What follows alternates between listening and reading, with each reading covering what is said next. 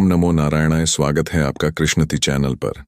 आज हम बात करेंगे उस चीज की जो दिखाई तो नहीं देती लेकिन पूरी जिंदगी को चलाती है। मन। मन क्या है? यह प्रश्न जितना सरल लगता है उतना ही गहरा है। मन शरीर नहीं है लेकिन शरीर को चलाता है। मन हवा की तरह है जिसे देखा नहीं जा सकता लेकिन महसूस किया जा सकता है। जब यह शांत होता है तो भीतर सुख और शांति का अनुभव होता है, और जब यह अशांत होता है तो सारी दुनिया बिखरी हुई लगती है। भगवद गीता में श्री कृष्ण ने कहा, मनुष्य स्वयं का मित्र भी है और स्वयं का शत्रु भी। यदि मन नियंत्रित है तो यह आपका सबसे बड़ा साथी है, लेकिन यदि यह बेकाबू हो जाए तो यही मन आपको नीचे गिरा देता है। मन विचारों का प्रवाह है। जैसे नदी बहती है वैसे ही विचार मन में बहते रहते हैं। हर क्षण नया विचार, नई भावना, नई इच्छा उठती रहती है। कभी हम हंसते हैं, कभी दुखी हो जाते हैं, कभी क्रोधित, कभी प्रेममय। इन सब का स्रोत एक ही है, हमारा मन। मन ही वह माध्यम है जो हमें संसार से जोड़ता भी है और भगवान से भी। इसी से प्रेम जन्म लेता है और इसी से द्वेष। इसी में भक्ति का बीज अंकुरित होता है और इसी में मोह का जंगल भी पनपता है। मन वही है जो हमें कर्म करने के लिए प्रेरित करता है। अगर मन सही दिशा में हो तो कर्म भी सही होता है, लेकिन अगर मन भ्रमित हो जाए तो विवेक खो जाता है। इसीलिए श्री कृष्ण कहते हैं, जो मन को जीत लेता है वह पूरे संसार को जीत सकता है। तो मन कोई शत्रु नहीं है बल्कि एक अश्व, घोड़ा है, जिसे यदि लगाम सही हाथों में हो तो यह आपको मोक्ष की ओर ले जाता है, और यदि यह अनियंत्रित हो जाए तो यह आपको बंधन की ओर खींच ले जाता है। पिछले भाग में हमने समझा कि मन क्या है। अब आइए जाने मन का स्वभाव कैसा है। शास्त्रों में कहा गया है, मन चंचलम ही मनः कृष्ण प्रमाथि बलवद दृढ़म। अर्जुन ने स्वयं श्री कृष्ण से कहा था कि हे कृष्ण, यह मन अत्यंत चंचल है, यह बलवान है, हठी है। इसे रोकना उतना ही कठिन है जितना हवा को रोकना कठिन है। और सच भी यही है। मन का स्वभाव ही चंचलता है। एक क्षण में यह किसी प्रिय व्यक्ति की याद में डूब जाता है तो अगले क्षण किसी चिंता या क्रोध में उलझ जाता है। कभी भूतकाल की यादें, कभी भविष्य की चिंता। मन एक जगह टिकना जानता ही नहीं। इसे इसलिए बंदर समान कहा गया है। जैसे बंदर कभी एक डाल पर, कभी दूसरी डाल पर छलांग लगाता है, वैसे ही मन एक विचार से दूसरे विचार में, एक भावना से दूसरी भावना में कूदता रहता है। वह कहीं स्थिर नहीं होता। आप ध्यान करने बैठते हैं तो मन अचानक आपको बीते हुए दुखों या कल की योजनाओं में ले जाता है। आप जप करना चाहते हैं तो मन किसी अधूरे काम की याद दिलाने लगता है। यही मन का स्वभाव है, अस्थिरता और भटकाव। लेकिन इसका एक और पहलू भी है। अगर इस बंदर जैसे मन को प्रशिक्षित कर लिया जाए तो यही मन संसार की सबसे बड़ी शक्ति बन जाता है। जैसे प्रशिक्षित बंदर अद्भुत करतब दिखा सकता है, वैसे ही नियंत्रित मन चमत्कार कर सकता है। इसीलिए श्री कृष्ण ने कहा, अभ्यास और वैराग्य से मन को वश में किया जा सकता है। यहां अभ्यास का अर्थ है बार बार मन को एक ही दिशा में लाना, और वैराग्य का अर्थ है उन वस्तुओं से दूरी बनाना जो हमें भटकाती हैं। मन ऊर्जा का भंडार है। अगर यह भीतर की ओर मुड़े तो ध्यान, शांति और ईश्वर साक्षात्कार का मार्ग खुल जाता है। लेकिन अगर यह बाहर की ओर भागे तो मोह, क्रोध और दुख की जंजीरें कस जाती हैं।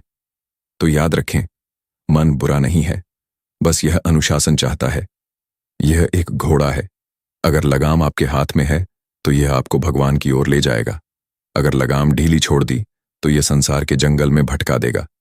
श्री कृष्ण का संदेश सरल है। मन को भगाओ मत, मन को समझो, उसे दबाओ मत, दिशा दो।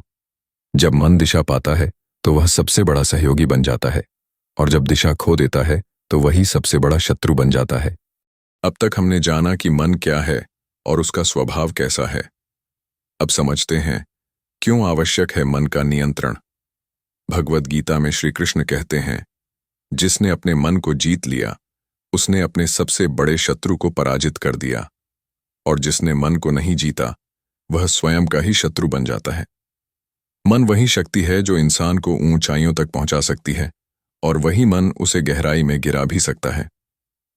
जब मन नियंत्रण में होता है तो व्यक्ति शांत, स्थिर और विवेकी होता है। परंतु जब मन भटक जाता है तो वही व्यक्ति लालच, क्रोध, ईर्ष्या और मोह का शिकार बन जाता है।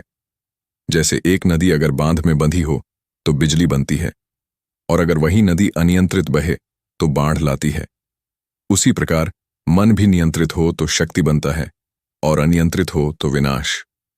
हम रोज देखते हैं, किसी को जरा सी बात पर गुस्सा आ जाता है, किसी को असफलता में निराशा घेर लेती है, किसी को इच्छा पूरी न होने पर दुख सताता है।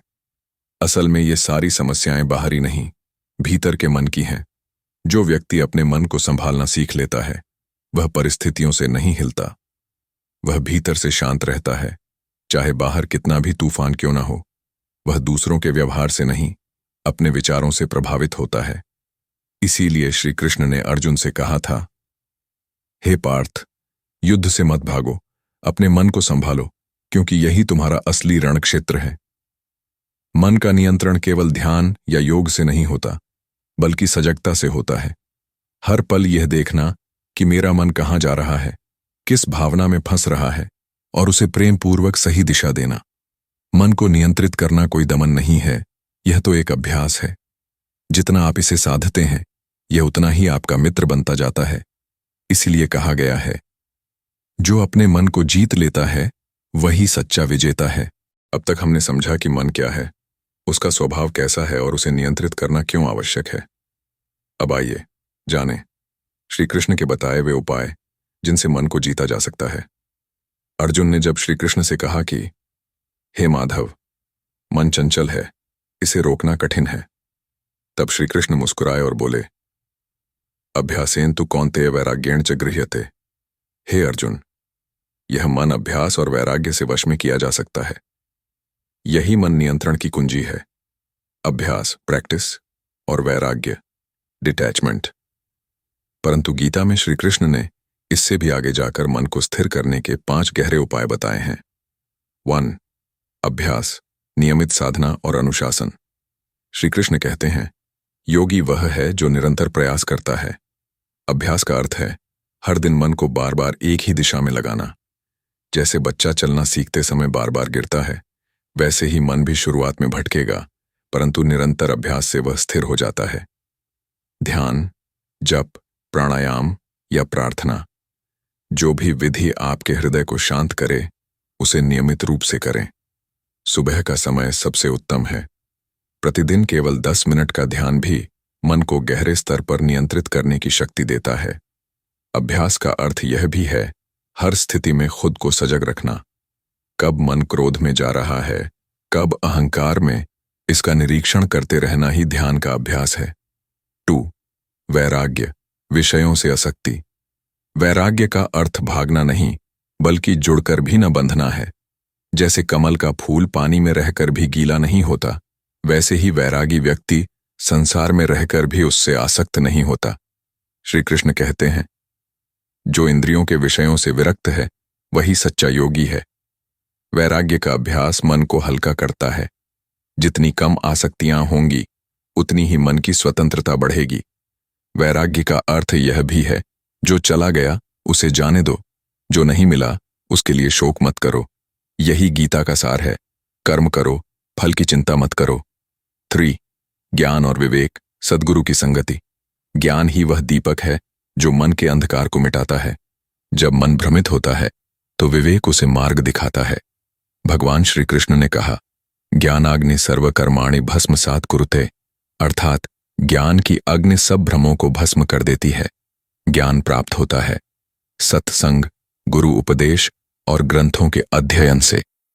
भगवद गीता का प्रतिदिन कुछ अंश पढ़ना मन को स्थिरता और दिशा देता है। ज्ञान यह सिखाता है कि मैं शरीर नहीं, आत्मा हूं। जब यह अनुभूति गहरी हो जाती है तो मन स्वभावतः शांत हो जाता है। 4. संयमित जीवन और संतुलन, दिनचर्या। श्री कृष्ण कहते हैं, नात्यश्नतस्तु योगोस्ति न चैकांत मनश्नतः, अर्थात जो न अधिक खाता है न अत्यधिक संयम रखता है वही सच्चा योगी है। मन को नियंत्रित करने के लिए शरीर और जीवन में संतुलन आवश्यक है। यदि दिनचर्या अनियमित होगी तो मन भी अस्थिर रहेगा। नियमित नींद, सात्विक आहार, समय पर कार्य और आत्मचिंतन, ये 4 बातें मन को स्थिर रखती हैं। योग का वास्तविक अर्थ है संतुलन। जो संतुलित है वही संयमी है। 5 भक्ति और स्मरण, ईश्वर में मन लगाना। सबसे सरल और प्रभावी उपाय है भक्ति। श्री कृष्ण कहते हैं, मां अनन्येन भावेन भजते यो मां समे प्रिय। जो एकाग्र भाव से मेरा स्मरण करता है वही मुझे प्राप्त होता है। भक्ति मन को सहजता से एकाग्र करती है। जब हृदय में प्रेम होता है तो मन स्वतः उसी दिशा में केंद्रित हो जाता है। नाम जप, कीर्तन, सेवा, दान, ये सब भक्ति के रूप हैं जो मन को पवित्र बनाते हैं। भक्ति में मन को दबाया नहीं जाता बल्कि प्रेम में विलीन कर दिया जाता है। जो मन प्रेम में डूबा हो वह कभी अशांत नहीं हो सकता। सारांश, श्री कृष्ण का संदेश, मन को जीतना कठिन है पर असंभव नहीं। निरंतर अभ्यास करो और जो तुम्हें बांधे उससे विरक्ति रखो। ज्ञान से विवेक जगाओ, जीवन में संतुलन लाओ और ईश्वर में मन लगाओ। जो व्यक्ति इन 5 उपायों को जीवन में अपनाता है, अभ्यास, वैराग्य, ज्ञान, संतुलन और भक्ति, उसका मन धीर, स्थिर और शांत हो जाता है। फिर वही मन उसका सबसे बड़ा मित्र बन जाता है। अब तक हमने देखा कि गीता के अनुसार मन को जीतने के 5 दिव्य उपाय क्या हैं। अब आइए देखते हैं आधुनिक विज्ञान किस प्रकार श्री कृष्ण की वाणी को प्रमाणित करता है। आज विज्ञान भी मान चुका है कि मन को नियंत्रित करना केवल आध्यात्मिक नहीं बल्कि वैज्ञानिक प्रक्रिया भी है। जब हम ध्यान, योग या सकारात्मक सोच करते हैं तो मस्तिष्क में ऐसे रासायनिक परिवर्तन होते हैं जो हमें शांत, स्थिर और प्रसन्न बनाते हैं। VN, ध्यान, मेडिटेशन, मस्तिष्क को रीसेट करने की शक्ति। वैज्ञानिक शोध बताते हैं कि जब व्यक्ति ध्यान करता है तो एमिगडाला, जो भय और चिंता नियंत्रित करता है, शांत हो जाता है और प्रीफ्रंटल कॉर्टेक्स, जो निर्णय और विवेक का केंद्र है, सक्रिय हो जाता है। यानी ध्यान से मस्तिष्क का वह भाग मजबूत होता है जो हमें संयम और विवेक सिखाता है। गीता में श्री कृष्ण ने यही कहा था, मन को शांत करने वाला ही सच्चा योगी है। हर दिन 10-15 मिनट का ध्यान मन की अस्थिरता को मिटाकर भीतर स्थिरता लाता है। धीरे धीरे विचार शांत होते हैं और मन ईश्वर की उपस्थिति का अनुभव करने लगता है। 2 श्वास पर नियंत्रण, ब्रीदिंग टेक्निक्स। प्राणायाम केवल योग नहीं, एक वैज्ञानिक विधि है। धीमी और गहरी सांस लेने से नर्वस सिस्टम शांत होता है, तनाव हार्मोन कॉर्टिसोल घटता है और मन तुरंत स्थिर हो जाता है। जब भी क्रोध, भय या चिंता बढ़े, सिर्फ 5 गहरी सांसें लें। यह छोटा अभ्यास मन को तुरंत वर्तमान में ले आता है। गीता कहती है, योगस्थ कुरु कर्माणि, अर्थात वर्तमान में स्थित होकर कर्म करो। 3 डिजिटल डिटॉक्स, डिजिटल डिटॉक्स। आज के युग में मन के अस्थिर होने का सबसे बड़ा कारण है अत्यधिक सूचना और सोशल मीडिया। हर क्षण नोटिफिकेशन, वीडियो और तुलना की दुनिया ने मन को थका दिया है। इसलिए सप्ताह में 1 दिन डिजिटल उपवास करें। कुछ घंटों के लिए मोबाइल, टीवी, सोशल मीडिया से दूर रहें। प्रकृति में जाएं, शांत बैठें, अपने भीतर झांकें। जैसे शरीर को भोजन से विश्राम चाहिए, वैसे ही मन को सूचना से विश्राम चाहिए। श्री कृष्ण ने यही कहा था, इंद्रियों को संयमित करो क्योंकि अनियंत्रित इंद्रियां मन को भटकाती हैं। 4 सकारात्मक सोच और आत्म सुझाव, पॉजिटिव एफर्मेशंस। विज्ञान मानता है कि मन वही बनता है जो हम बार बार सोचते हैं। यदि हम रोज अपने बारे में नकारात्मक बातें सोचते हैं, मैं नहीं कर सकता, मेरा भाग्य खराब है, तो मस्तिष्क उसी दिशा में ढलने लगता है। लेकिन यदि हम रोज अपने मन को ये कहते हैं, मैं शांत हूं, मैं समर्थ हूं, मैं ईश्वर की योजना पर विश्वास करता हूं, तो धीरे धीरे मन उसी सत्य को स्वीकार करने लगता है। यही संस्कार निर्माण की प्रक्रिया है जो गीता में अभ्यास योग कहा गया है। श्री कृष्ण का संदेश यही है कि वो जैसा तुम सोचते हो वैसे ही बनते हो। 5 योग और शरीर मन का संबंध। योग का अर्थ केवल आसन नहीं बल्कि शरीर और मन का मेल, यूनियन है। जब शरीर संतुलित होता है तो मन स्वतः स्थिर होता है। योगासन, सूर्य नमस्कार और प्राणायाम मन को गहराई से शांत करते हैं। विज्ञान भी मानता है कि योगाभ्यास करने वालों के मस्तिष्क में सेरोटोनिन और डोपामिन का स्तर बढ़ता है, जो खुशी और संतोष के रसायन हैं। इसलिए कहा गया है, स्वस्थ शरीर में ही शांत मन बसता है। निष्कर्ष, गीता और विज्ञान का संगम। जो बातें श्री कृष्ण ने हजारों वर्ष पहले कही थीं, विज्ञान आज प्रयोगों से सिद्ध कर रहा है। ध्यान, प्राणायाम, संतुलन, वैराग्य, ये केवल अध्यात्म नहीं, बल्कि मानव मस्तिष्क की वैज्ञानिक चिकित्सा है। मन को नियंत्रित करने का अर्थ उसे दबाना नहीं, बल्कि उसे समझना, दिशा देना और अपने भीतर की रोशनी से जोड़ना है।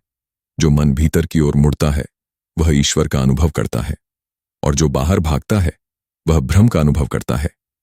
इसलिए रोज कुछ पल अपने लिए निकालिए, सांसों को महसूस कीजिए, ध्यान कीजिए और कहिए, मैं मन नहीं, मैं आत्मा हूं। अब तक हमने देखा कि गीता के अनुसार मन को जीतने के 5 दिव्य उपाय क्या हैं। अब आइए देखते हैं आधुनिक विज्ञान किस प्रकार श्री कृष्ण की वाणी को प्रमाणित करता है। आज विज्ञान भी मान चुका है कि मन को नियंत्रित करना केवल आध्यात्मिक नहीं, बल्कि वैज्ञानिक प्रक्रिया भी है।